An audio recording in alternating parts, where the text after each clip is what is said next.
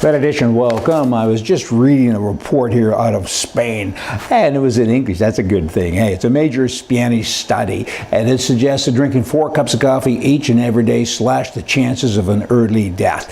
In that case, I'm going to live forever because I drink 4 cups of coffee before 4 a.m. every morning and by noon. I'm really pumped up and ready to go, don't you know? Here you got a guy that says, at this moment in Houston and other places affected by Hurricane Harvey, everybody's in a real state of emergency. And the president's wife, look at her footwear. He's talking about shoes. Really, we got people drowning, we got people dying, and he's talking about shoes.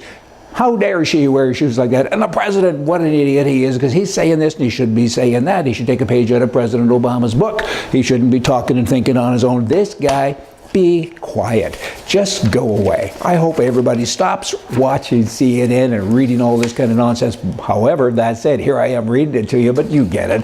I'm trying to kind of say that maybe when you should just say the truth. If something's real bad and stupid, keep it to yourself. And in terms of mixing stuff like that with a tragedy, back to Houston again, the president is there because he's an American. He's a leader of America. He's there to kind of boost morale. He's trying.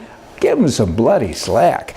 Okay, here we have Foreign Affairs Minister in Canada who says, with regard to NAFTA, President Trump, relax, don't you do anything bad to us, because if you did, you'd be sorry, because 9 million Americans work in America with jobs, on jobs, for jobs that depend on trade and investment with Canada.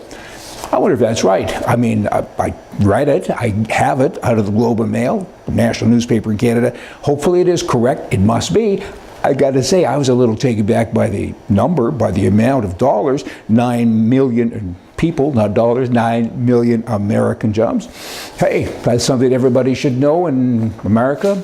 That's a good thing, isn't it? Look at all those people working. We're hopeful. Now, in Canada, still talking about them, you got the government there who are just left-wing. You can't get any further left, right? They are so left, they're nuts. I mean, I'm going to meet them around the corner from the right side one of these days. In any event, there's 3,000 websites that are on an internal blacklist to ensure that the federal government's advertisements do never appear on those websites.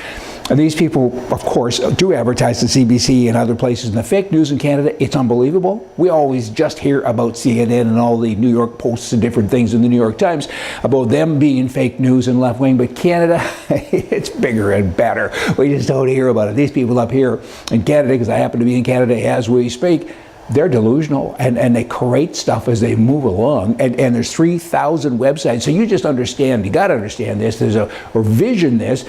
There's a great big office full of humanoids that are getting paid huge amounts of money, and all they do is say, guys like me, tick, tick, tick, XX, don't advertise there, because he says things we don't like. CBC says things that nobody likes or understands. Liberals, they have much activity and very little achievement. Liberals have forgotten how to think. I had to write this down. It's so profound.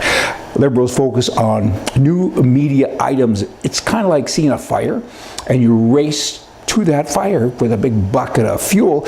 You got to make sure it doesn't go out. So you keep on spreading it and working it. Think of the many examples, unless you are a liberal, which means I'm asking too much of you, because they couldn't think. Hey, y'all come back tomorrow. We're going to have more for you from the right.